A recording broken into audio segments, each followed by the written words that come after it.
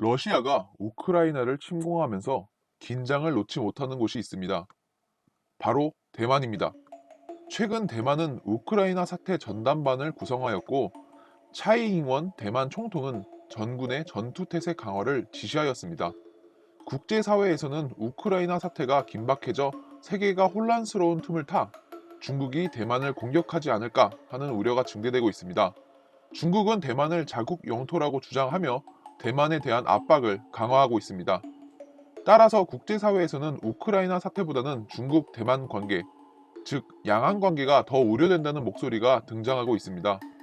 피터 더턴 호주 국방장관은 러시아의 우크라이나 침공 시 중국이 대만을 향해 군사 공격에 나설 위험성이 크다고 경고하였으며 엘브리지 콜비 전 미 국방부 부차관보는 미국이 우크라이나에 한눈을 팔다가 중국에 대만 침공 기회를 줘서는 안 된다고 주장하였습니다.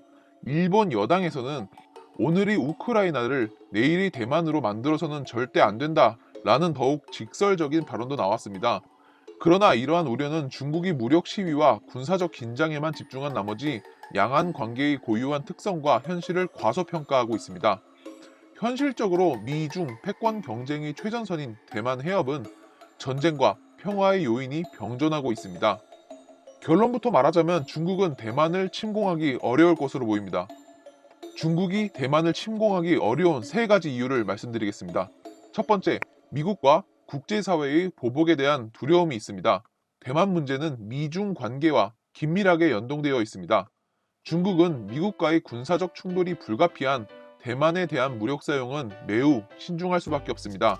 우크라이나 사태와 달리 미국은 대만 관계법을 통해 직접 나설 수 있는 명분과 법적인 장치가 충분합니다. 이러한 상황에서 미중 군사력 격차가 줄었다고는 하지만 여전히 군사 강국인 미국과 군사적으로 맞서는 것은 너무나 위험합니다. 더욱이 미국은 혼자가 아닙니다. 또 중국은 반중 정서의 세계적 확산도 우려스러울 겁니다. 무엇보다도 시진핑은 국제사회의 강력한 러시아에 대한 제재를 보며 무력 사용에 대한 처절한 대가가 어떤 것인지를 느끼고 있습니다. 두 번째, 침공 실패 시 시진핑의 장기 집권에 타격을 받습니다. 중국이 대만을 침공할 경우 시진핑에게 있어서 가장 부담스러운 것은 만일 초기에 제압이라도 당할 경우에 시진핑의 장기 집권 구상은 물거품이 될 가능성이 높습니다. 러시아의 푸틴도 우크라이나를 상대로 전면전을 시작하면서 3, 4일 이내에 승리를 자신했습니다. 그런데 우크라이나 국민의 저항, 서방의 지원 등으로 전쟁이 길어지고 있습니다. 만약 중국이 대만과의 전쟁에서 압도적인 승리를 거머쥐지 못한다면 시진핑의 권력은 상당한 타격을 입게 될 것입니다. 세 번째, 대만과의 사회적, 경제적 관계가 있습니다.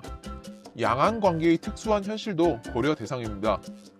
중국 대만의 수십만 인구가 서로 결혼하고 그것의 몇 배에 달하는 사람들이 중국과 대만에서 활동하고 있습니다. 또한 코로나19의 확산으로 인적 교류가 단절된 상황에서도 양안 교역은 크게 늘고 있습니다. 자, 그럼 결론. 대만이 독립 조짐과 그것에 대한 미국의 지원이 증가하는 상황에서는 공격해야 하지만 막상 공격하기에는 앞선 이유로 인해 매우 부담스럽습니다.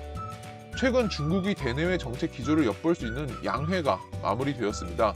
양회의 전반적인 기조는 안정이었으며 정세 변화에 따른 불확실성을 제거하기 위한 정책 환경 조성에 주목했습니다. 따라서 시진핑은 대만 문제가 협상이나 타협의 대상이 아니라는 매우 강경한 태도를 고수하면서도 최대한 무력을 사용하지 않고 상황을 안정적으로 관리하는 것에 초점을 둘 것으로 보입니다.